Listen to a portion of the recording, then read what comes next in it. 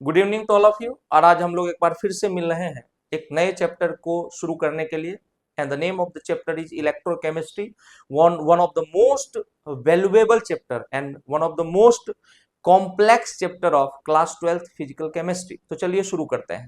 Electrochemistry क्या है sir? Electrochemistry, बहुत ही ध्यान से देखिएगा और थोड़ा सा कॉपी पेन लेकर के बैठने की जरूरत है आपको। कॉपी पेन लेकर के, अच्छा चल रहा है माइक, चलिए। तो इलेक्ट्रोकेमिस्ट्री क्या है?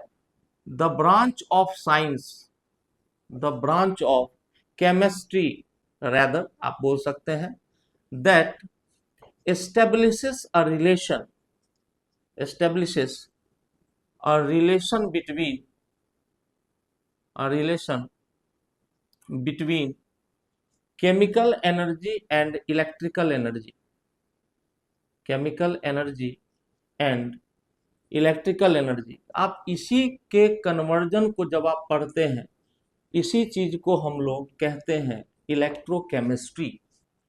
अच्छा सर, बहुत बढ़िया बात है। दूसरी बात कि सर इलेक्ट्रोकेमिस्ट्री तो चैप्टर का नाम है, इसके नाम में ही है, देख लीजिए आधे पार्ट में इलेक्ट्रो और यहां से केमिस्ट्री, तो ये तो कोई भी डिफाइन कर लेगा। दूसरा जो पॉइंट है वो है सेल। आप इस ऑब्जेक्टिव को पाने के लिए, प्राप्त करने के लिए जिस डिवाइस का यूज करते हो, the device used for, the devices used for the above purposes, for the above purpose are called cell. आपने कहा ठीक है sir, the devices used for the above purpose are called cell. यहीं से अब कॉन्सेप्ट चालू हो जाएगा और बहुत ध्यान से फोकस्ड होके देखने की जरूरत है। जैसे आपने कहा कि सर टाइप्स ऑफ सेल के बारे में बताएं कि कितने टाइप के सेल होते हैं, यहां से अब कॉन्सेप्ट चालू हो गया।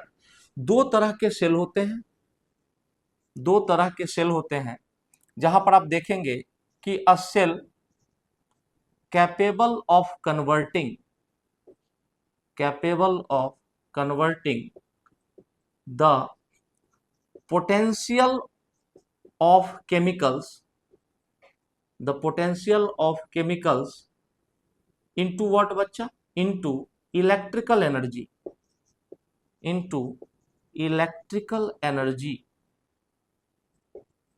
ऐसा एक सेल होगा और इस तरह के सेल को हम कहेंगे कि आप बात कर रहे हो सर इलेक्ट्रोकेमिकल सेल की, इलेक्ट्रोकेमिकल सेल। बट कैसे? तो यहां लिख देंगे आप वाया द यूज ऑफ, या by the use of, by the use of spontaneous chemical reactions, by the use of spontaneous chemical reactions। अगर आप अच्छे से 11th पढ़ के आए हो तो बहुत अच्छी बात है, नहीं भी पढ़ के आए हो, आपने एक एनर्जी का नाम सुना होगा जिसको गिब्स फ्री एनर्जी कहते हैं। तो जो भी प्रोसेस स्पॉन्टेनियस होगा उसके लिए डेल्टा जी की वैल्यू क्या होगी मेरे बच्चों? नेगेटिव होगी। तो ऐसे सभी केमिकल रिएक्शन जो स्पॉन्टेनियस हो, जो खुद ब खुद हो रहे हों और उनके लिए डेल्टा जी नेगेटिव हो, तभी तो वो खुद ब खुद होंगे। आपने कहा अच्छी बात है सर। तो ऐसे सभी रिएक्शंस के पोटेंशियल को यूज करके हम उसको कन्वर्ट कर ले जाते हैं किसमें? इलेक्ट्रिसिटी में। आप भी जानते हैं कि व्हाट इज इलेक्ट्रिसिटी, अगर आपने 10th में पढ़ा हो। Electricity is nothing but the flow of electron. किसी भी तरीके से अगर आप इलेक्ट्रॉन के फ्लो को सुनिश्चित कर देते हैं तो इसका क्या मतलब है कि आप वहां पर एक लोड कनेक्ट कर सकते हैं, लोड यानी पंखा, बल्ब, कुछ भी, और उसी को आप इलेक्ट्रिसिटी कह सकते हैं कि आपने कंटिन्यूअस फ्लो ऑफ इलेक्ट्रॉन अगर किसी भी तरीके से स्टेब्लिश कर दिया तो आपने एक सेल तैयार कर लिया है। आपने कहा अच्छी बात है। इस तरह के सेल को इलेक्ट्रोकेमिकल सेल कहा जाता है। इसी का एक और नाम है, इसी को हम लोग गैल्वेनिक सेल कहते हैं, इसी को हम लोग वोल्टाइक सेल भी कहते हैं। तो आप कभी भी कंफ्यूज ना हो, ये सभी सेम चीजों के नाम हैं। सर इसकी कुछ पहचान भी है क्या?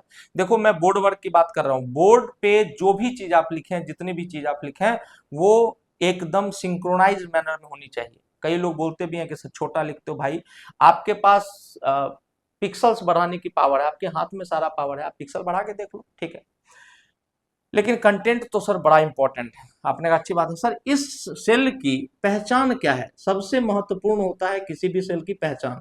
तो अगर आपका एनोड निगेटिव दिख रहा हो किसी सेल में और कैथोड पॉजिटिव दिख रहा हो तो आप आंख बंद करके बोल सकते हैं कि ये इलेक्ट्रोकेमिकल सेल है, मतलब ऐसा सेल है जिसमें केमिकल्स की मदद से इलेक्ट्रिसिटी को प्रोड्यूस किया जा रहा है।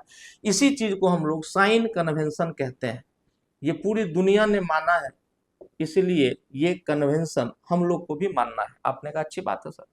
दूसरी बात कि सर एग्जाम्पल दे दो, तो आपने सुना होगा जिंक कॉपर सेल, जिसको इनके बनाने वाले के नाम पे डेनियल सेल भी कहा जाता है, chromium silver cell CRAG cell कहा जाता है। आपने कहा ठीक है, निकेल कैडमियम सेल। तो ये सारे सेल जो है ये कैसे सेल है? ये सारे सेल इलेक्ट्रोकेमिकल सेल या गैल्वेनिक सेल या वोल्टाइक सेल कहलाते हैं। डेनियल सेल सिर्फ उसका एक उदाहरण है, सिर्फ उसका एक एग्जाम्पल है। आगे और डिटेल में बात होगी, लेकिन अभी पहले चलते हैं दूसरी तरफ। दूसरे टाइप का cell, the cells which are capable of carrying out the cells which are capable of carrying out the non-spontaneous reactions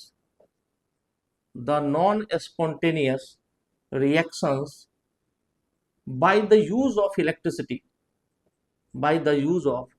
electricity मतलब सर, मतलब कि अगर बाहर से आप इलेक्ट्रिसिटी देते हो और ऐसे केमिकल रिएक्शन को करा ले जाते हो जो कि खुद ब खुद नहीं हो रहे हैं, इसका मतलब इन रिएक्शंस के लिए डेल्टा जी की वैल्यू पॉजिटिव रही होगी। और आप बाहर से इलेक्ट्रिसिटी दे करके, ये खुद ब खुद नहीं होंगे, लेकिन बाहर से इलेक्ट्रिसिटी दे करके आप इन रिएक्शंस को करवा ले जाओगे, तो ये आप जिन डिवाइसेस के अंदर कर सकते हो उन्हीं डिवाइसेस का नाम होता है sir electrolytic cell. Electrolytic cell बहुत प्यारा सेल है। Molar conductivity, equivalent conductivity, Kohlrausch's law, जो आपको डरावने टॉपिक्स लगते हैं, DHO, Huckel Debye Onsager equation, जिस पर इस बार भी नीट ने क्वेश्चन पूछा, एक न्यूमेरिकल पूछा, बड़ा आसान था, बट कई बार फील नहीं होता है, उतने जल्दबाजी में आप नहीं कर पाते हो। सब करेंगे सर और बहुत मजा आएगा, मैं पहले बता दे रहा हूँ। कोई भी लेक्चर आपने देखा हो इलेक्ट्रोकेमिकल सेल या इलेक्ट्रोलाइटिक सेल के ऊपर या इलेक्ट्रोकेमिस्ट्री के ऊपर, एक बार आप इस लेक्चर से अवश्य पढ़ के देखेंगे। तो इलेक्ट्रोलाइटिक सेल की सर एग्जाम्पल क्या होगी? तो यहां पर होगा कास्टनर केल्नर सेल। ये कुछ ऐसे सेल हैं जिनके अंदर हम नेल्सन सेल, ये ऐसे सेल हैं जिनके अंदर ये नाम है इलेक्ट्रोलाइटिक सेल के, मतलब electrolytic cell is a type, और उसके कुछ एग्जांपल आपको मैंने दे दिए। इस सेल की पहचान क्या होगी? तो आपका जवाब होगा कि सर इसकी पहचान होगी कि इसका एनोड पॉजिटिव रखा जाएगा और कैथोड इसका निगेटिव रखा जाएगा।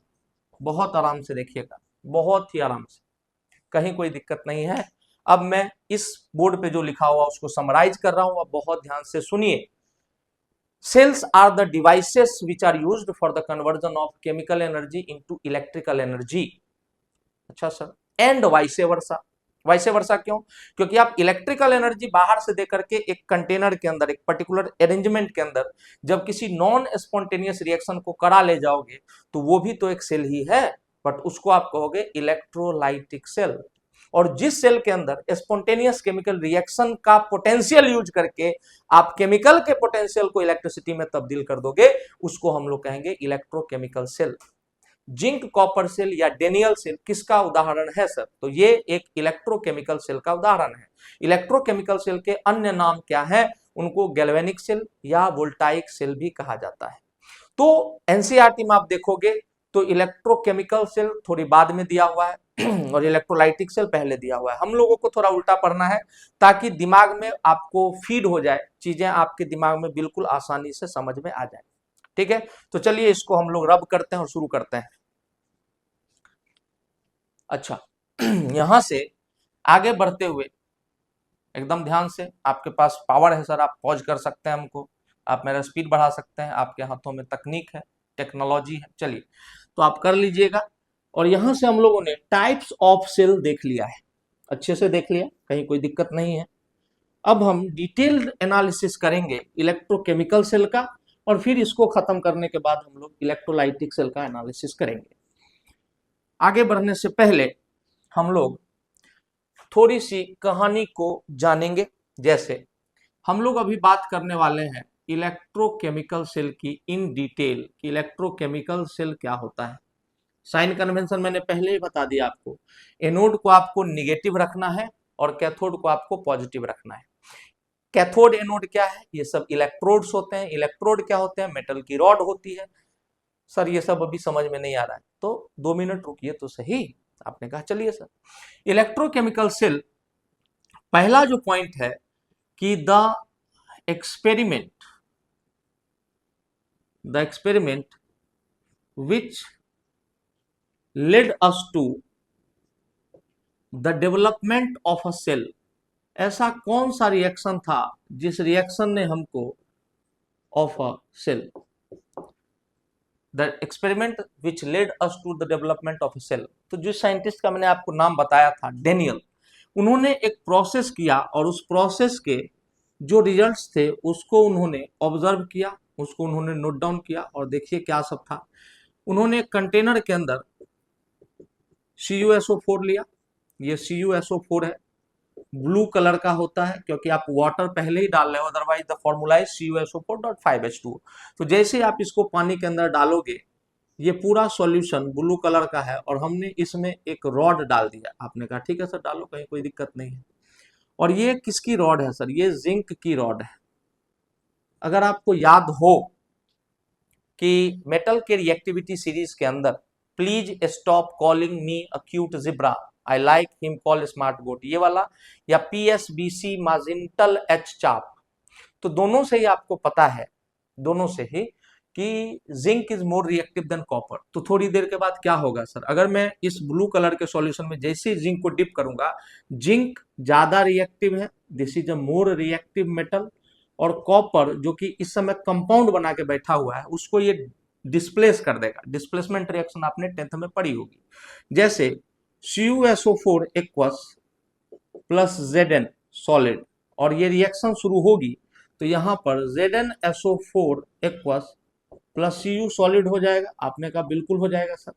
अगर आपने एक रेडॉक्स नाम का चैप्टर पढ़ रखा है, जो कि आपने अवश्य पढ़ रखा है, तो जब आप रेडॉक्स पढ़ के रखे हैं तो आपको पता होगा कि यहाँ सल्फर +6 में है और यहाँ भी सल्फर +6 में है। तो जिसका ऑक्सीडेशन स्टेट चेंज नहीं होता है, हम उसको नेग्लेक्ट कर देते हैं, मतलब इसमें कोई बदलाव नहीं हुआ। एक्चुअल में रिएक्शन इसी को रिराइट कर रहा हूं कि Cu2+ aqueous plus Zn solid, and product में Zn2+ एक्वस और प्लस Cu सॉलिड बन गया है। आपने कहा सर बहुत सुंदर बात है, कहीं से कोई दिक्कत हमको अभी तक तो नहीं हो रही है, तो आगे भी नहीं होगी। अच्छा, यहां पर हम लोगों ने कुछ रिजल्ट को ऑब्जर्व किया। ये सब रिजल्ट कौन ऑब्जर्व कर रहे थे? तो ये डेनियल साहब ऑब्जर्व कर रहे थे। इन्होंने देखा कि थोड़ी देर बाद ब्लू कलर फेड्स अवे, थोड़ी देर बाद जो ब्लू कलर था इस सॉल्यूशन का, वो धीरे धीरे धीरे धीरे वैनिश हो गया। Second, there is a rise in temperature, यहां पर आपको टेम्परेचर का थोड़ा सा क्या दिखा? राइज दिखा। टेम्परेचर का राइज दिखने के लिए क्या करना होगा? आपको कुछ नहीं करना है, बस यहां पर एक और चीज माउंट कर देना है, जिसको आप थर्मोमीटर कहते हैं। तो आपने यहाँ पे थर्मोमीटर लगा दिया और आपने देख लिया कि भैया थोड़ा सा टेम्परेचर बढ़ गया है। अच्छा, थर्ड पॉइंट कि सर थोड़ी देर बाद इन्होंने देखा कि रेड कलर डिपॉजिट्स, मतलब थोड़े अमाउंट में रेड कलर का कुछ कुछ कुछ कुछ धूल जैसा deposits found at the bottom. बहुत अच्छी बात है सर, सुंदर बात है। और सबसे आखिरी में कि zinc rod reduces its weight, कि जिंक रॉड का जो वेट था वो धीरे धीरे समय के साथ कम हो गया। बहुत ध्यान से इन ऑब्जर्वेशंस को आप समझिए, क्योंकि इसी को डेनियल साहब समझ रहे थे। और आप इस चैप्टर से जुड़िए, आप इस चैप्टर में सबसे पहले अपना इमेजिनेशन और फोकस पूरी तरह से फोकस्ड हो जाइए। तो आपने कहा ठीक है सर, ये रिएक्शन बहुत बड़ी बात नहीं, ये रिएक्शन तो बच्चों वाला था, लेकिन जो बड़े लोग होते हैं छोटी छोटी चीजों में से ही कुछ अपना लाइक देख लेते हैं। जैसे न्यूटन के द्वारा ग्रेविटेशन का खोज किया जाना, भैया से भी गिरा था ना सर पे, से भी गिरा और वहां से खोज हो गया। किसी आम आदमी के सर पे गिरता, उठा खा लेता। तो सोच का फर्क होता है, चीजें कोई बहुत बड़ी नहीं होती है, देखने का नजरिया होता है। आपने कहा अच्छी बात है, ये छोटी सी बात है, इनको क्या बता रही है? पहली बात तो इन्होंने ये बताई कि कॉपर सल्फेट के सॉल्यूशन में जिंक के डलते ही इसका कलर चेंज हो गया और ढेर सारा, यहाँ देखिए ये सब चेंजेस जो है ये परमानेंट चेंज है। आपको पढ़ाया गया होगा कि परमानेंट चेंज का मतलब है कि वहां केमिकल रिएक्शन हुआ है, केमिकल रिएक्शन हुआ। दूसरी बात उन्होंने देखी कि अपने आप हुआ, तो स्पॉन्टेनियस प्रोसेस था, आपको कुछ करने की जरूरत नहीं है। कॉपर सल्फेट के सॉल्यूशन में जिंक डाला, उसका कलर खत्म। इसका मतलब ये किस तरह से हुआ होगा, तो रिएक्शन में सिर्फ इलेक्ट्रॉन का आदान प्रदान होता है, give and take of electrons होता है, मतलब इलेक्ट्रॉन का फ्लो तो हुआ। अच्छा, बढ़िया बात था। दूसरी बात उन्होंने देखी कि सर अगर इलेक्ट्रॉन फ्लो हो रहा है तो कहां से कहां फ्लो हो रहा है, मतलब जिंक का रॉड, ये जिंक पहले सॉलिड था, ये जिंक रॉड है और ये धीरे धीरे घुल रहा है उस मिक्सचर में, तभी ना Zn2 प्लस प्लस 2 इलेक्ट्रॉन। इसका मतलब हर बार इस रॉड में से थोड़ा सा जिंक टूट के घुल रहा है इसमें, और क्या बन रहा है, Zn2 प्लस बन रहा है, और 2 मोल इलेक्ट्रॉन 1 मोल जिंक से निकल के जा रहे हैं, या एक एटम ऑफ जिंक से 2 इलेक्ट्रॉन निकल रहे हैं। अगर मैं इसी इलेक्ट्रॉन के फ्लो को एक रास्ते के थ्रू करा दूं तो मैं इलेक्ट्रिसिटी डेवलप कर लूंगा, बिल्कुल कर लूंगा सर। यहां क्या रेडॉक्स रिएक्शन नहीं है, बिल्कुल है। अगर आप देखें तो यहां पर Cu2 प्लस प्लस Zn बन रहा था Zn2 प्लस प्लस कॉपर। अच्छा, ये जो रेड कलर का डिपॉजिट था वो कौन था, सॉलिड फॉर्म में कॉपर था, इसका कलर मेटालिक कलर क्या होता है, रेड कलर का होता है। तो कॉपर का यहां पर मेरे बच्चों क्या हुआ, कॉपर का हुआ यहां पर रिडक्शन, एंड जिंक का यहां पर क्या हुआ, जिंक का यहां हुआ ऑक्सीडेशन। अगर आपने रिडॉक्स रिएक्शन नहीं पढ़ा है तो प्लीज मैं बोल रहा हूं आप मेरे चैनल पे जाएं, और एक प्लेलिस्ट है, आप व्यू चैनल में जाएंगे, उसके बाद ऊपर में ढेर सारे हैं, शॉर्ट्स है, वीडियोस है, प्लेलिस्ट है, प्लेलिस्ट में जाएंगे तो सबसे नीचे एक रेडॉक्स की प्लेलिस्ट है, वो 5 लेक्चर की वीडियो है बस, और उसको पढ़ने के बाद आप जेई मेंस और एडवांस दोनों के क्वेश्चन बना पाएंगे, नीट की तो बात ही छोड़ दीजिए। और इतने बढ़िया बढ़िया ट्रिक उसमें मैंने बताया कि मत पूछिए, आप एक बार जरूर देखें वो वीडियो। क्वालिटी खराब हो सकती है सर वीडियो की, कंटेंट की नहीं। इफेक्टिवनेस किसकी होती है, कंटेंट की होती है। आपने कहा ठीक है, आपने कहा ठीक है सर, अच्छी बात है। चलिए, कॉपर यहां पर रिड्यूस हो रहा था, जिंक यहां पर ऑक्सीडाइज हो रहा था, मतलब यहां पर रेडॉक्स रिएक्शन तो हो रहा था। लेकिन अब आप खुद बताइए हमको कि यहां पर जो रेडॉक्स रिएक्शन हो रहा था वो किस तरह का रेडॉक्स था, तो आप कहेंगे सर ये तो डायरेक्ट रेडॉक्स था। ये बिल्कुल वैसा ही है कि एक वायर में, लाइव वायर है, एक न्यूट्रल वायर है, तो आप दोनों को डायरेक्ट कनेक्ट कर दिए, ले तो जब आपने दोनों को कनेक्ट कर, जिसको आप गांव की भाषा में गरम ठंडा बोलते हैं, तो आप जैसे दोनों को डायरेक्ट कनेक्ट कर दिया, आपने पोटेंशियल डिफरेंस को जीरो कर दिया। डायरेक्ट इलेक्ट्रॉन जिंक में से निकल रहा है और कॉपर सल्फेट में घुस जा रहा है, तो इसके पाथ फ्लो करने का तो आपने जगह नहीं बनाया। इसका मतलब ये डायरेक्ट रेडॉक्स है, हमारे सारे इलेक्ट्रॉन्स बर्बाद हो रहे हैं if they are not flowing in a particular path. अगर हम इसी डायरेक्ट रेडॉक्स रिएक्शन को यदि हम इनडायरेक्ट रेडॉक्स रिएक्शन में कन्वर्ट कर लें, अगर इनडायरेक्ट रेडॉक्स बना लें तो हमारा काम हो जाएगा, क्योंकि तब करंट किसी पर्टिकुलर वायर के थ्रू थोड़े डिस्टेंस तक फ्लो करेगा, और जैसे ही करंट का फ्लो हुआ हम कहेंगे कि भैया ये हमारा क्या हो गया है, ये हमारा सेल डेवलप हो गया है, या ये इलेक्ट्रिसिटी आ गई। The flow of electrons is called electricity. यहां भी एक कन्वेंशन है कि करंट का जो डायरेक्शन है वो इलेक्ट्रॉन के फ्लो के ऑपोजिट डायरेक्शन में होता है। तो यहां तक आप समझ जाएंगे तो आपकी सारी दिक्कतें सॉल्व हो जाएंगी। पहले ये आप समझिए कि डेनियल ने किस रिएक्शन को ऑब्जर्व किया, और इसी ऑब्जर्वेशन के आधार पर उन्होंने डेनियल सेल इजाद कर दिया। कैसे, देखते हैं। तो ये हुआ the experiment which led us to the development of the cell. यहां तक आपको समझ में आया होगा, आया होगा, आपने कहा ठीक। आगे बढ़ते हैं, आगे बढ़ते हैं, आगे बढ़ते हैं। यहां पर केमिकल की पोटेंशियल एनर्जी हम लोग यूज कर रहे हैं, छुपी हुई एनर्जी। हर केमिकल के अंदर कुछ छुपी हुई एनर्जी होती है। अगर आपको चेक करना है तो आप क्या करेंगे, आप घर पे जाएं, अपने घर में नया वाला कोई सर्फ का पैकेट, डिटर्जेंट का packet, rather we can say detergent का पैकेट फाड़ें, और अपने हाथ पर थोड़ा सा सर्फ रखें, और फिर 2-3 बूंद पानी डाल के अपनी मुट्ठी को जितना जोर से हो सके बंद करें। ट्रस्ट करिए, इतनी गर्मी जनरेट होगी आपकी हथेली पर कि आपको मुट्ठी खोलनी पड़ेगी। इसका मतलब कि वो जो डिटर्जेंट आपको दिख रहा था, वो जो डिटर्जेंट आपको दिख रहा था उसके अंदर पोटेंशियल एनर्जी थी। केमिकल्स के अंदर पोटेंशियल होता है, उसी पोटेंशियल को इलेक्ट्रिसिटी में कन्वर्ट कर ले जाना इलेक्ट्रोकेमिकल सेल का काम है। चलिए आगे बढ़ते हैं। अब हम डायरेक्ट रेडॉक्स को डेनियल साहब इनडायरेक्ट रेडॉक्स बना रहे थे। बहुत ध्यान से देखिएगा, उन्होंने दो कंटेनर्स लिए, एक कंटेनर में, एक कंटेनर के अंदर उन्होंने एक इलेक्ट्रोड रखा, और यहां से हमारा थोड़ा सा कन्वेंशन भी स्टार्ट हो जाएगा। ये बोर्ड पे सीधा बनाना थोड़ा सा मुश्किल है, बट कोई दिक्कत नहीं है, हम लोग ट्राई करेंगे। अच्छा, आपने यहाँ पर एक इलेक्ट्रोड डाल दिया सर, ठीक है, अच्छी बात है। यहाँ एक दूसरा कंटेनर लिया और इसमें भी उन्होंने एक इलेक्ट्रोड डाल दिया। अगर आप देख पा रहे होंगे तो यहाँ पर देखिए, थोड़ा सा इसका साइज मैं बढ़ा लेता हूँ। इस कंटेनर के अंदर सपोज करिए कि भरा हुआ है ZnSO4, इस कंटेनर के अंदर है ZnSO4, और इस कंटेनर के अंदर है CuSO4। सर आपने इस कंटेनर में Zn क्यों भरा? CuSO4 वाले कोई साइड रख सकते हैं क्या? आंसर है नहीं रख सकते हैं, धीरे धीरे समझ में आएगा। ये जिंक सल्फेट के अंदर हमने जिंक की रॉड डाल दी है, और ये कॉपर सल्फेट सॉल्यूशन के अंदर हम लोग कॉपर की रॉड को डिप कर चुके हैं, कॉपर रॉड। बहुत ध्यान से देखिएगा, थोड़ी देर बाद क्या होगा सर? अभी क्या कुछ होगा? जिंक सल्फेट के सॉल्यूशन में जिंक ही डला हुआ है और कॉपर सल्फेट के सॉल्यूशन में कॉपर ही डला हुआ है, तो क्या कुछ भी होगा? आंसर है नहीं होगा।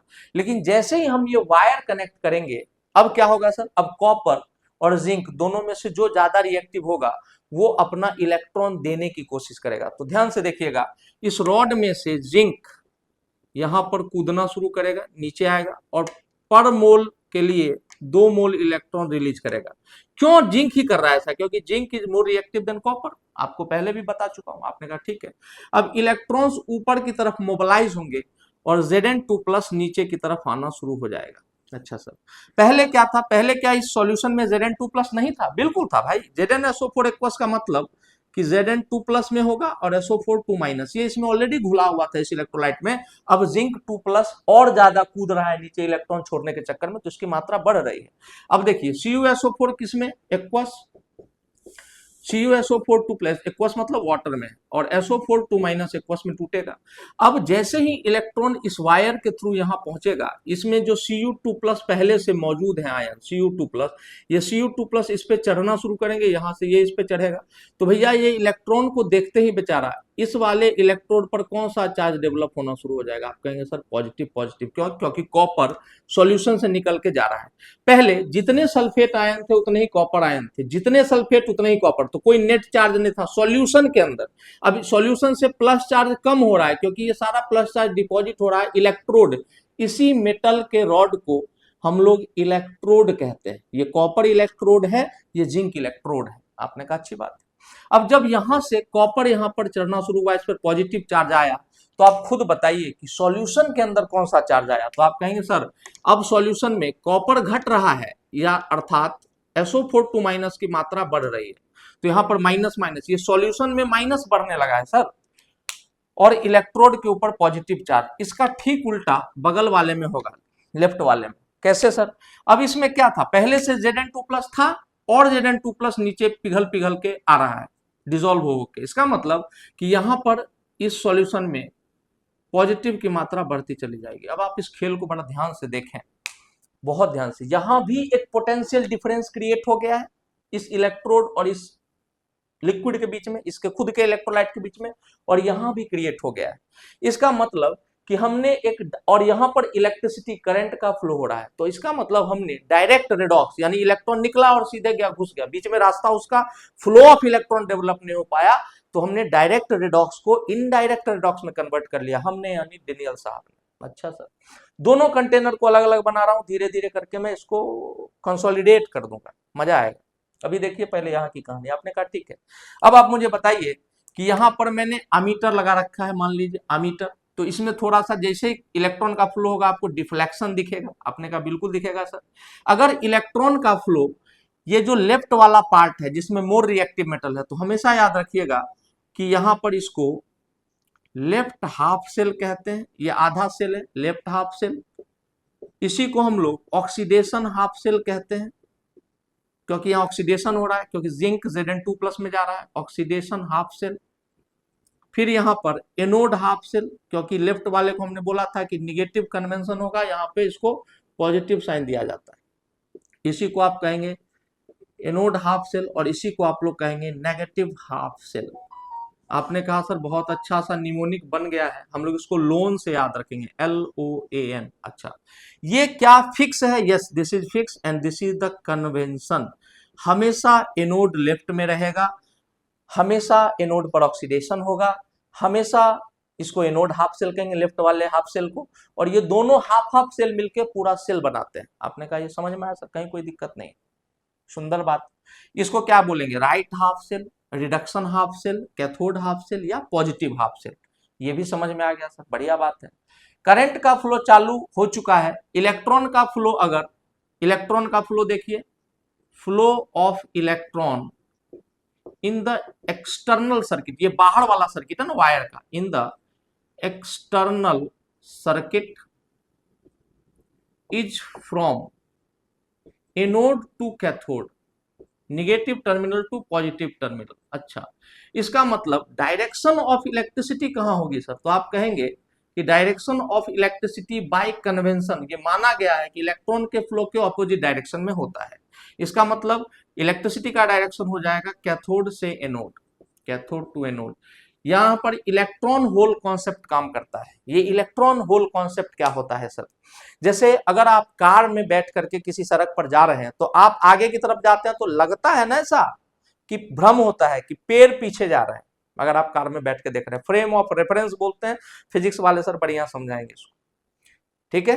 तो उसी तरीके से इलेक्ट्रॉन अगर जा रहा है एनोड से कैथोड, तो जहां जहां से इलेक्ट्रॉन निकल के जा रहा है, हमेशा मानते हैं कि किसी भी न्यूट्रल वस्तु में जितने इलेक्ट्रॉन होते हैं उतने ही होल्स होते हैं, holes, and holes are HOLES and holes are assumed to be positively charge. तो अगर एक्चुअल में तो इलेक्ट्रॉन जा रहा है, लेकिन उसके ऑपोजिट डायरेक्शन में हमको ऐसा लगता है कि होल्स मूव कर रहे हैं, एंड इलेक्ट्रिसिटी का direction flow of positive charge का डायरेक्शन होता है, ना कि नेगेटिव चार्ज का डायरेक्शन होता है। आपने कहा सर बहुत अच्छी बात है, कहीं कोई दिक्कत नहीं। फिर से, इलेक्ट्रॉन का फ्लो अलग, जिस डायरेक्शन में होता है उसके अपोजिट डायरेक्शन में हम ऐसा मानते हैं कि होल्स फ्लो कर रहे होंगे, and holes are assumed to be positively charge. तो holes are assumed to be positively charge, तो वही डायरेक्शन होती है इलेक्ट्रिसिटी की, और इस तरह से हम कहते हैं कि इलेक्ट्रॉन के डायरेक्शन के अपोजिट डायरेक्शन में, इलेक्ट्रॉन के फ्लो के अपोजिट डायरेक्शन में करंट का डायरेक्शन होता है। आपने कहा अच्छी बात है, बहुत बढ़िया बात है, कहीं कोई दिक्कत नहीं, यहां तक समझिए। ये सब फिक्स है, लेफ्ट में रखना है, ऑक्सीडेशन होगा। इसके अलावा आपको एक और प्रिंसिपल याद रखना है, OARC, oxidation at anode, reduction at cathode. हमेशा यही होगा, एनोड पर हमेशा ऑक्सीडेशन होगा। एनोड का साइन इलेक्ट्रोकेमिकल सेल में नेगेटिव है, इलेक्ट्रोलाइटिक सेल में पॉजिटिव हो जाएगा। ये कन्वेंशन है, मानना पड़ेगा हमको, पूरी दुनिया को मानना पड़ेगा। आपने कहा ठीक है, अच्छी बात। आगे बढ़ते हैं। अब थोड़ी देर बाद क्या होगा सर, अगर हम इसी सेल को दोबारा यहां बना रहे हैं और थोड़ा सा इसको हम श्रिंक कर दिए। अब देखिए, इसको हमने दो कंपार्टमेंट में बांट दिया, और यहां पर हमने एक इलेक्ट्रोड लगा दिया, और यहां पर हमने दूसरा इलेक्ट्रोड लगा दिया। तो ये दोनों आपके इलेक्ट्रोड हो गए।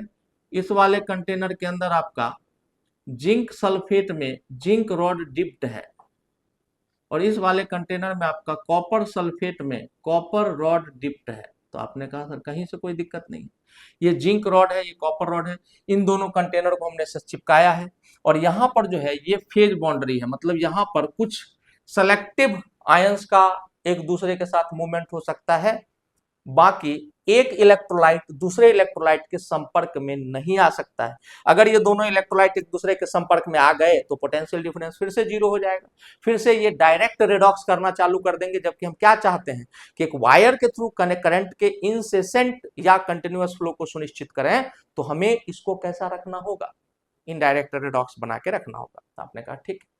अब यहां पर देखिए, थोड़ी देर बाद क्या होगा सर, आप खुद बताएं। ये वाला पूरा इलेक्ट्रोड निगेटिव चार्ज से भरा हुआ है, क्योंकि इलेक्ट्रॉन फ्लो होके जा रहे हैं, जिंक बेचारा कूद के सुसाइड कर रहा है। यहां पर पॉजिटिव चार्ज है पूरा, यहां पर पॉजिटिव चार्ज है। अच्छा, अगर ये पॉजिटिव चार्ज है तो उस समय सॉल्यूशन के अंदर कौन सा चार्ज डेवलप हो रहा था, तो यहाँ पर पॉजिटिव डेवलप हो गया था पूरा सॉल्यूशन में, जी Zn2+ की मात्रा बढ़ गई थी, और इसके अपोजिट में निगेटिव निगेटिव निगेटिव। आप देखिए खुद यहाँ इन दोनों के बीच में जो पोटेंस करंट का जो फ्लो है वो इधर की तरफ हो रहा है। अच्छा, तो ड्राइविंग फोर्स जो इलेक्ट्रॉन को ड्राइव कर रहा है वो भी इधर की तरफ ही काम कर रहा है। आपने कहा ठीक है, इसी को हम लोग ईएमएफ बोलते हैं, electromotive force. Electromotive force is not a force, it is just the energy. नाम कंफ्यूजिंग है, इलेक्ट्रोमोटिव फोर्स एक फोर्स नहीं है, ये एक एनर्जी है जो कि इलेक्ट्रॉन को ड्राइव करने का काम करती है। अच्छा सर, इलेक्ट्रॉन को ड्राइव करने का काम करती है। अब देखिए यहां पर अगर इसका डायरेक्शन इस तरफ है, इलेक्ट्रोमोटिव फोर्स इधर धक्का लगा रहा है, तो देखिए निगेटिव से पॉजिटिव, तो यहां तो इसका डायरेक्शन उल्टा हो गया सर। इसका मतलब कि ये ऐसा कंडीशन है कि एक कार को 4 लोग धक्का दे रहे हैं, मान लीजिए एक कार है और एक कार को 4 लोग धक्का दे रहे हैं, 2 लोग आगे से और 2 लोग पीछे से, तो कार कहां जाएगी? कहीं नहीं जाएगी। तो थोड़ी देर बाद क्या होगा, शुरू में आपको अमीटर में डिफ्लेक्शन दिखेगा कि करंट फ्लो हुआ, लेकिन थोड़ी देर बाद क्या होगा, थोड़ी देर बाद जितना फॉरवर्ड डायरेक्शन में एनर्जी है, इलेक्ट्रोमोटिव फोर्स है, उतना ही बैकवर्ड डायरेक्शन में हो जाएगा, क्योंकि यहाँ तो लगातार चार्जेस बढ़ते जा रहे हैं। ये चार्ज बढ़ रहे हैं तभी ना इलेक्ट्रॉन यहाँ फ्लो कर रहा है, Zn2+ कूद रहा है तभी ना इलेक्ट्रॉन यहाँ फ्लो कर रहा है। आपने कहा अच्छी बात है सर, करेगा ही। अच्छा, अब क्या होगा सर, इसी को हम लोग बैक ईएमएफ कहते हैं, पीछे की तरफ लगने वाला ईएमएफ। और ये आपका मान लीजिए कि ये आपका फ्रंट ईएमएफ है, ये आपका फ्रंटल ईएमएफ है। तो ये करंट को पुश करने, इलेक्ट्रॉन को पुश करने की कोशिश कर रहा है, दूसरा अपोजिट डायरेक्शन में। कुछ लोग यहाँ पर कहेंगे कि सर हम तो जानते हैं कि इलेक्ट्रॉन के फ्लो के डायरेक्शन के ऑपोजिट डायरेक्शन में करंट का फ्लो होता है। हम यहाँ इलेक्ट्रिसिटी नहीं पढ़ा रहे हैं, हम यहाँ आपको सेल समझा रहे हैं, उसकी वर्किंग समझा रहे हैं। आपने कहा ठीक बात, अच्छी बात। इसी बैक ईएमएफ को हम लोग एक नया नाम देते हैं, liquid liquid junction potential. JN लिख रहा हूं मैं, जंक्शन को जंक्शन पोटेंशियल। ये लिक्विड लिक्विड जंक्शन पोटेंशियल जैसे जैसे बढ़ते हुए फ्रंटल ईएमएफ के बराबर हो जाएगा, आपको डिफ्लेक्शन दिखना मीटर में बंद हो जाएगा, ये सुई सीधी खड़ी हो जाएगी, मतलब करंट का फ्लो रुक गया, बर्बाद हो गए हम लोग। इतना मेहनत करके हमने क्या तैयार किया, हमने तैयार किया एक शेल जो कि हमें कंटिन्यूअस फ्लो ऑफ इलेक्ट्रॉन देगा, और बस 2 मिनट चलने के बाद हमारा सेल रुक चुका है, फिर से फ्लो ऑफ इलेक्ट्रॉन बंद है। तो हमें एक गलती का एहसास हुआ, यानी कि डेनियल साहब को, उन्होंने कहा कि यार हमने फ्रंट जो आउटर सर्किट है उसको तो कंप्लीट किया, लेकिन हमने इनर सर्किट को कंप्लीट नहीं किया। देखिए जरा मैं क्या बात कर रहा हूँ, धीरे धीरे देखिए, बहुत आराम से देखिए, मैं इसको मिटा रहा हूँ, उसको रहने दे रहा हूँ। आपने कहा ठीक, आपने कहा ठीक, बहुत अच्छी बात। और इसके बाद और इसके बाद हम लोग आगे बढ़ेंगे, और यहां पर हाँ देखिए, इन्वेंशन ऑफ सॉल्ट ब्रिज, एक डिवाइस उन्होंने तैयार की जो कि यू शेप में होती है, a device in a U shape. और वो जो डिवाइस है यू शेप की, इस डिवाइस के अंदर कौन सा जेल होता है, एगार एगार जेल में सेमी सॉलिड के रूप में हम लोग किसी सॉल्ट को डाल देते हैं। अब जरा फील करिए हम क्या बता रहे हैं। जैसे आप एक दिए की बाती बनाते हैं ना, वैसी एक बाती है जो कि एक यू शेप के ट्यूब के अंदर ऐसे डाल दी गई है, और इसके अंदर क्या है, एगार एगार जेल है। जो बायो वाले हैं उनको काफी अच्छे से याद होगा, प्लस कोई सॉल्ट है, आयनिक सॉल्ट, KCl हो सकता है, K2SO4 हो सकता है, NO2 Na2SO4 हो सकता है, वगैरह वगैरह, कोई भी इसमें सॉल्ट डला हुआ है आयनिक। आपने कहा ठीक है। अब इस सॉल्ट ब्रिज को लेकर के U shaped device made up of agar agar gel and some ionic salt, ठीक है। अब इसका काम क्या होगा सर, इसका काम देखो जरा, दोबारा से मुझे वो पिक्चर बनाना होगा, या इसी में मैं बना देता हूं। मान लीजिए कि हमने KCl डाला है, तो जैसे होता है ना कि कैपिलरी एक्शन से, मान लीजिए कि दिया बाती की आप एग्जांपल लें, एक जो पुराने जमाने में डिबिया ढिबरी जलता था, तो उसमें एक बाती लटकाते थे और केरोसिन ऑयल यहां से चढ़ते हुए ऊपर पहुंच जाता था। इसका ठीक उल्टा इमेजिन करना है कि अगर आप किसी कंटेनर के अंदर ऐसे, अगर मैं यहाँ पर सॉल्ट ब्रिज लगा दूं, ये क्या लगा रहा हूं मैं ये सॉल्ट ब्रिज अप्लाई कर रहा हूं, तो अगर ये इलेक्ट्रोलाइट के संपर्क में है तो क्या होगा, जहां पर पॉजिटिव चार्ज ज्यादा है उस तरफ Cl- आयन अट्रैक्ट हो जाएगा, और जहां निगेटिव चार्ज ज्यादा है उस तरफ K+ अट्रैक्ट हो जाएगा, और जैसे ही K प्लस Cl माइनस इसके अंदर जाएंगे, ये वाला जो पोटेंशियल है बैक ईएमएफ की तरह जो काम कर रहा है धीरे धीरे धीरे धीरे धीरे धीरे कम हो जाएगा और फिर से फ्रंट डायरेक्शन में एक नेट एनर्जी मिलेगी इलेक्ट्रॉन को और वो फ्रंट डायरेक्शन में बहना शुरू कर देगा। आपने कहा सर अच्छी बात, कहीं से कोई दिक्कत नहीं। इसका मतलब इसके इन्वेंशन के साथ ही हमने incessant flow of electron, incessant flow का मतलब continuous flow, incessant flow of electron का तरीका ढूंढ निकाला। आपने कहा सर कैसे? अब देखिए जरा क्या क्या कंडीशंस होनी चाहिए, शायद आप मेरी बात को समझ रहे हैं कि यहां पर applications of a salt bridge, ये जो डिवाइस आपने बनाई है उसको सॉल्ट ब्रिज कहते हैं। Applications of a salt bridge क्या होगा सर? बिल्कुल बता रहे हैं क्या होगा। सॉल्ट ब्रिज का पहला ऑब्जेक्टिव है to minimize liquid liquid junction potential, to minimize liquid liquid junction potential. जैसे ही आप बैक ईएमएफ को कम करेंगे, फ्रंटल ईएमएफ अपना काम शुरू कर देगा और इलेक्ट्रॉन को एक पर्टिकुलर डायरेक्शन में पुश कर देगा। इसका मतलब इलेक्ट्रिसिटी फिर से चालू हो गई है। Second, to minimize liquid liquid junction potential के बाद to complete the electrical circuit, to complete the electrical circuit. अच्छा सर ये क्या बात हुई? जैसे देखो ये आपका घर है, हाउस होल्ड है, और ये आपका पावर हाउस है। This is power house, this is your house. अच्छा, यहां से बिजली की तारें आपके घर तक पहुंचती हैं ट्रांसफॉर्मर्स वगैरह से होते हुए। अच्छा सर, तो फ्रंट ये जो आउटर सर्किट है, ये आउटर सर्किट तो आपने कंप्लीट कर दिया, बट इनर सर्किट का क्या? तो देखिए आपके घर पे भी एक अर्थिंग होता है और आप पावर हाउस में भी जाके देखेंगे तो वहां भी अर्थिंग, और ये किसका सतह है? ये अर्थ का सरफेस है। और धरती क्या दो अलग अलग है क्या? नहीं।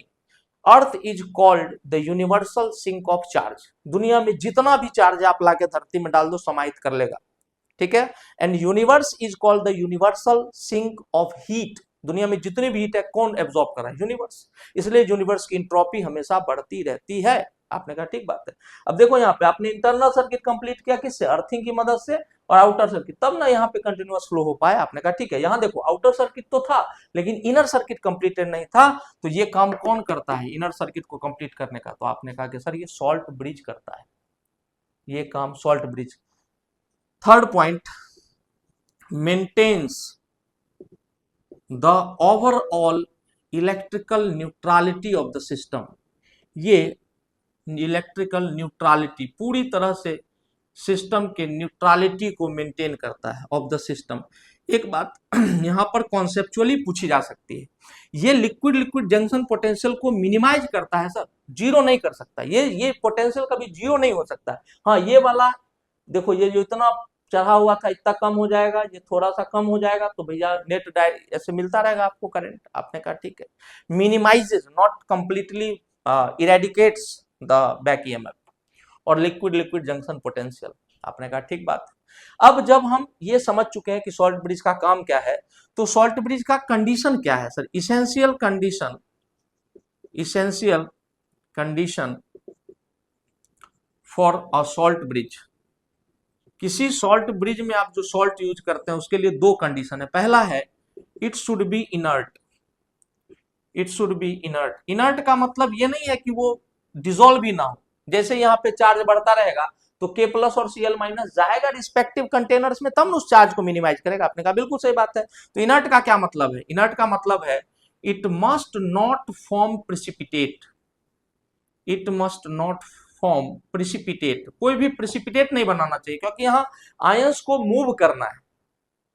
बाहर में इलेक्ट्रॉन मूव कर रहा है, अंदर में आयंस का मूवमेंट है। तो जब आयंस को यहाँ मूव करना है तो उसके रास्ते में कोई हिंड्रेंस नहीं होना चाहिए, उसके रास्ते में कोई हिंड्रेंस नहीं होना चाहिए। जैसे ही प्रिसिपिटेट बनेगा अब तो घुलेगा नहीं, ऐसे बैठे रहेगा तो अब टकराते उकड़ाते रहेगा इससे आयन, जो कंडक्टिविटी शो कर रहा था, सॉरी जो इलेक्ट्रॉन का फ्लो सुनिश्चित कर रहा था। तो इसका मतलब है कि it must not form precipitate. जैसे मान लीजिए कि क्रोमियम सिल्वर सेल है, क्रोमियम सिल्वर सेल है, हमसे पूछे कि क्या KCl को इसमें हम as an salt bridge salt use कर सकते हैं क्या? आपने कहा कि नहीं, KCl को हम इसमें सॉल्ट ब्रिज की तरह यूज नहीं कर सकते हैं, क्योंकि KCl का Cl माइनस जाके AgCl बना देगा और AgCl वाटर सोल्यूबल नहीं है। तो आप इसको ध्यान रखें। सेकेंड पॉइंट, आपने कहा अच्छी बात है सर। सेकेंड पॉइंट कि the ionic mobility of cation and anion should be same. मतलब सर जो कंटेनर था इसके अंदर मान लीजिए कि पॉजिटिव चार्ज जमा था तो यहाँ Cl माइनस को आना है, और इसके अंदर निगेटिव चार्ज जमा था तो यहाँ K प्लस को आना है। तो दोनों सेम टाइम पे पहुंचे। मोबिलिटी का मतलब होता है म्यू। अच्छा, मैं थोड़ा सा आपको मोबिलिटी समझाता हूं। देखिए, मोबिलिटी थोड़ा सा सेपरेटली समझते हैं। यही दोनों कंडीशन है बस। तो अब मैं इसको मिटा रहा हूं और आपको मोबिलिटी समझा देता हूं। अभी मोबिलिटी बहुत प्यारा टर्म है, ध्यान से देखिएगा, ध्यान से देखिएगा। आपने कहा सर ठीक है दिखा दीजिए। देखिए, जो आयन की गति होती है वो नॉर्मल वेलोसिटी से थोड़ी अलग होती है। Ionic mobility is equal to ionic velocity upon potential gradient. कौन सा ग्रेडियंट? Potential gradient. अच्छा सर, और ये पोटेंशियल ग्रेडियंट क्या होता है? पोटेंशियल ग्रेडियंट क्या होता है? ये होता है पोटेंशियल डिफरेंस जो भी डेवलप्ड है अंदर सॉल्यूशन और इलेक्ट्रोड के बीच में, और divided by separation between electrode. जो ये रॉड्स हैं कंटेनर के अंदर, इनके बीच का डिस्टेंस कितना है। ध्यान से सुनिएगा, अगर मान लीजिए कि ये आयंस नहीं होते, न्यूट्रल पार्टिकल्स होते, या हम आप अगर यहां इसे मूव करें तो हम लोग को कोई भी ड्रैग फील नहीं हो रहा है, हमको कोई रोकने वाला नहीं है, खींचने वाला नहीं है। लेकिन अब जरा गौर करिए, आयन मूव कर रहा है कि इलेक्ट्रोलाइटिक मीडियम में, तो उसके आसपास भी तो आयंस ही हैं। तो जो सेम चार्ज वाले आयन होंगे उसको धक्का देंगे, रिपेल करेंगे, और जो अपोजिट चार्ज वाले होंगे उसको अट्रैक्ट करने का प्रयास करेंगे। इसीलिए वहां पर एक ग्रेडियंट की बात आती है। अगर मैं नॉर्मल आदमी की मोबिलिटी की बात करूं, आयनिक हटा दो, तो mobility is equal to velocity. जिस गति से आप घूम रहे हैं वही आपकी क्या है? वही वेलोसिटी है, वही मोबिलिटी है। लेकिन जब चार्ज पार्टिकल की बात होती है तो ionic velocity divided by potential gradient. Potential gradient क्या है कि उस दौरान जिस वजह से वो मूव कर रहा है वो पोटेंशियल डिफरेंस है, जितना वर्क डन उसके ऊपर और उतना मूव कर रहा है, divided by separation between the electrode. तो जब पोटेंशियल ग्रेडियंट जितना कम आप रखोगे मोबिलिटी उतनी ज्यादा होगी। तो अभी तो इतना डीप में नहीं जा रहे हैं हम लोग, ये जानना है बस कि मान लीजिए कि केसीएल को आप यूज कर रहे हो ना, तो के प्लस की जितनी मोबिलिटी होती है म्यू से रिप्रेजेंट करते हैं, उतनी ही सीएल माइनस की होनी चाहिए। कि जितना जल्दी के प्लस जाए निगेटिव जंक्शन पोटेंशियल वाले में, उतना ही जल्दी सीएल माइनस चला जाए पॉजिटिव वाले में, और एक साथ उस चार्ज को कम कर दे ताकि फ्रंटल ईएमएफ को अपने काम करने का मौका मिल जाए। आपने कहा बहुत सुंदर बात है, समझ में आ रहा है? समझ में आ रहा है। जब इतना आप समझ चुके हैं तो आखिरी चीज जो इलेक्ट्रोकेमिकल सेल में आपको समझनी है वो है कि आप इस सेल को हमेशा तो सर ये पिक्चर बना के पिक्टोरियली रिप्रेजेंट नहीं करोगे। तो सेल का representation, cell representation and convention, मैं दोबारा से आपको याद करा दे रहा हूं। कन्वेंशन आपको मैंने क्या समझाया था कि हमेशा बाएं साइड में, लेफ्ट में हमेशा आप एनोड हाफ सेल को रखेंगे और राइट में हमेशा कैथोड को रखेंगे। ये कन्वेंशन है, पूरी दुनिया मानती है।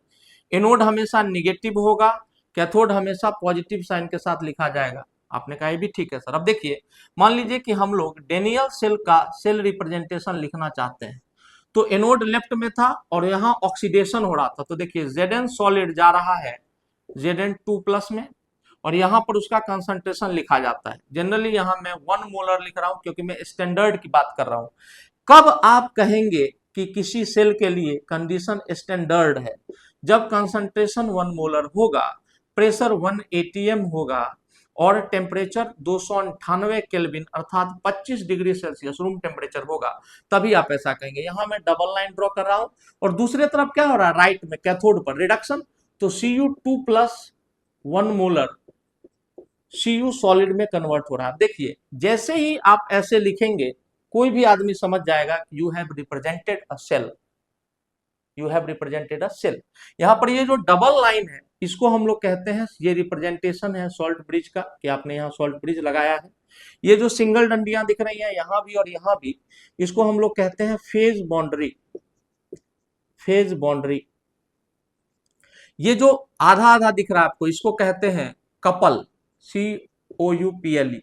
मैं उस कपल की बात नहीं कर रहा जो आप समझते हैं, ये भी एक कपल है, these are called redox couple. ये ऑक्सीडेशन हाफ कपल है, ये रिडक्शन हाफ कपल है। यहाँ ऑक्सीडेशन नंबर घट रहा है इसलिए रिडक्शन, यहाँ ऑक्सीडेशन नंबर बढ़ रहा है इसलिए ऑक्सीडेशन। तो जब आप इस तरह से सेल को रिप्रेजेंट कर देते हैं और स्टैंडर्ड कंडीशन की बात करते हैं, तो एक सीरीज अपने पास है किताब में लिखी हुई जिसको इलेक्ट्रोकेमिकल सीरीज कहते हैं। उसमें सभी इलेक्ट्रोड्स के स्टैंडर्ड पोटेंशियल्स, इलेक्ट्रोड पोटेंशियल दिए हुए हैं। जब भी मैं या किसी भी किताब में इलेक्ट्रोड पोटेंशियल लिखा होगा तो आप समझ जाएंगे कि वहां पर रिडक्शन पोटेंशियल की बात होगी, क्योंकि वैज्ञानिकों ने यह तय कर लिया है कि by default the electrode potential will be the reduction potential. अगर आपको ऑक्सीडेशन में कन्वर्ट करना है तो आप कर सकते हैं। अच्छा सर कैसे? तो आप ऐसा लिखा हुआ देखे होंगे, Zn2 प्लस 2E Zn में जा रहा है और यहां पर लिखा हुआ होगा E not reduction minus 0.76 volt. I hope शायद यही होगा, कुछ भी हो सकता है। चलिए मैं माइनस एक्स वोल्ट कर दे रहा हूं। इसका मतलब इस प्रक्रिया का पोटेंशियल आपको माइनस एक्स वोल्ट दिया रहेगा। और यहाँ पर नॉट लगा हुआ है मतलब स्टैंडर्ड है, मतलब उस समय का कंसंट्रेशन 1 और 298 ये फॉलो होगा। अगर आप स्टैंडर्ड कंडीशन में ईएमएफ निकालना चाहते हैं तो इसको ई नॉट सेल कहते हैं। ये क्या है और कुछ नहीं है, ये ईएमएफ ही है। और इसका फॉर्मूला होता है E naught reduction potential of cathode minus E naught reduction potential of anode. तो आपने कहा अच्छी बात है सर, कहीं कोई दिक्कत नहीं है। यही ड्राइविंग फोर्स की तरह काम करती है ये एनर्जी, उसकी वैल्यू वोल्ट में आपको मिल जाती है। और आपको पता है कि वोल्टेज क्या, वोल्ट क्या होता है, work done per unit charge. तो मैंने आपको पहले ही कहा था कि जो ईएमएफ होता है वो एक एनर्जी है। Electromotive force is not a force, it is an energy. अच्छी बात सर। अगर हम इसको ऑक्सीडेशन पोटेंशियल, आपको याद ही रखना सर, कैथोड माइनस एनोड दोनों का रिडक्शन पोटेंशियल घटाना है किसी भी सेल का स्टैंडर्ड ईएमएफ निकालने के लिए। लेकिन यदि मान लीजिए कभी आपका इच्छा हो और आप कहें कि सर ऑक्सीडेशन पोटेंशियल के रूप में जानना चाहते हैं, तो सीधा हो जाएगा E naught oxidation potential of anode minus E naught oxidation potential of cathode. यहां भी कोई दिक्कत नहीं है सर। कोई बोलेगा कि नहीं सर ये भी फॉर्मूला सही है, ये भी सही है। अगर आपको निकालना हो सम के रूप में, आप कहते हैं नहीं सर हमको तो जोड़ने में मजा आता है, तो ठीक है जोड़ लो। ई नॉट से इक्वल टू क्या हो जाएगा, ई नॉट जहां जो हो रहा है वो वाला पोटेंशियल आप लिखिए तो आप जोड़ पाएंगे। जैसे E naught oxidation potential of anode plus E naught reduction potential of cathode. तो आप इसको योग यानी सम के रूप में भी आप इसको लिख सकते हैं। एक्चुअल में अगर आप ऑक्सीडेशन रिडक्शन नहीं जानते हैं तो आपको रिडॉक्स पढ़ना चाहिए। हालांकि मैं आखिरी बार आपको एक बार फिर से समझा देता हूं। मान लीजिए कोई मेटल है सॉलिड और ये M2 प्लस 2 इलेक्ट्रॉन में गया है या Mn प्लस n मोल इलेक्ट्रॉन में गया है, तो ये इलेक्ट्रॉन निकलता हुआ दिख रहा है, मतलब यहाँ पर क्या हो रहा है, ऑक्सीडेशन। अगर इसके लिए हमको ऑक्सीडेशन पोटेंशियल की वैल्यू दी हुई है मान लीजिए माइनस एक्स वोल्ट, तो इसका उल्टा अगर मैं कर दूं M2 प्लस 2 इलेक्ट्रॉन और ये M सॉलिड में जाने लगे, तो देखिए यहाँ ऑक्सीडेशन हो रहा था, यहाँ रिडक्शन हो रहा है क्योंकि इलेक्ट्रॉन ऐड हो रहा है। तो ई नॉट रिडक्शन की वैल्यू हो जाएगी प्लस एक्स। आपने प्रोसेस को पलटा तो यहाँ साइन पलट जाता है, सिर्फ यही मैं समझा रहा हूं। इसीलिए ये तीनों फॉर्मूले बने हैं। आपने कहा सर बहुत अच्छी बात। अब मैं जल्दी से इसको समराइज कर रहा हूं और हम लोग इसको एक बार फिर से कल जब शुरू करेंगे तो 2-4 न्यूमेरिकल करेंगे, थोड़ा सा रिवीजन करेंगे, फिर आगे बढ़ेंगे। ठीक है सर, चलिए तो शुरू करते हैं। आज हम लोगों ने पढ़ा कि इलेक्ट्रोकेमिस्ट्री के अंदर दो तरह के सेल होते हैं, एक इलेक्ट्रोकेमिकल सेल होता है और इलेक्ट्रोलाइटिक सेल होता है। इलेक्ट्रोकेमिकल सेल स्पॉन्टेनियस रिएक्शंस के एनर्जी को यूज करके कन्वर्ट कर देता है उसको इलेक्ट्रिसिटी में। आपने कहा अच्छी बात है। इतना कॉन्फिडेंस रखिए आप कि अगर एक काला कुत्ता के ऊपर आपने इलेक्ट्रोड लगा दिया और एक भूरा कुत्ता के ऊपर इलेक्ट्रोड लगा दिया और वहां पर इलेक्ट्रिसिटी फ्लो हो गई, तो आप उसको काला कुत्ता भूरा कुत्ता सेल कह सकें। इतना कॉन्फिडेंस होना चाहिए। कहीं भी आप किसी भी चीज में इलेक्ट्रॉन का फ्लो करा दो, आगे जाकर के पढ़ोगे मेटल इनसॉल्युबल सॉल्ट इलेक्ट्रोड, तो वहां घबराहट नहीं होनी चाहिए भाई, है ना। क्यूनोन हाइड्रोक्यूनोन इलेक्ट्रोड, अरे भाई कहीं भी इलेक्ट्रॉन का फ्लो अगर आप सुनिश्चित करा दोगे और उसको डायरेक्ट रेडॉक्स से इनडायरेक्ट रेडॉक्स में कन्वर्ट कर दोगे ताकि एक वायर से इलेक्ट्रॉन फ्लो कर सके, तो वो अपने आप क्या बन जाएगा, एक शेल बन जाएगा जिसमें दो हाफ सेल कनेक्टेड होंगे और आपको एक पूरा सेल मिलेगा। फिर हमने इलेक्ट्रोकेमिकल सेल पढ़ा। इलेक्ट्रोकेमिकल सेल के अंदर हमने एप्लीकेशन ऑफ सॉल्ट ब्रिज पढ़ा, जो सबसे इंपॉर्टेंट पार्ट है। यहाँ हमने कन्वेंशंस देखे कि हमेशा मोर रिएक्टिव मेटल को एनोड साइड में रखेंगे, एनोड हमेशा लेफ्ट साइड में रहेगा, वो हमेशा निगेटिव साइन कन्वेंशन के द्वारा डिनोट किया जाएगा। आपने कहा अच्छी बात है सर। सॉल्ट ब्रिज का हमने देखा कि it reduces the liquid liquid junction potential, है ना, it completes the internal circuit and it maintains the overall electrical neutrality of the system. तो salt bridge is very important.